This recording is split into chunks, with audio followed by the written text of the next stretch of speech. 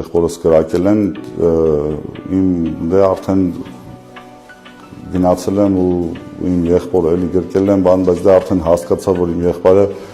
մահացավ, բայց ինչև շտապօգնությունը հասել էր, արդեն իմ եղբայրը մահացել էր։ Տեսանյութը մանրակրկիտ նայելու ժամանակ նկատել է Պայքար Գրիգորյանի, որը հանդիսանում է Վալոդյա Գրիգորյանի փոքր եղբայրը, որ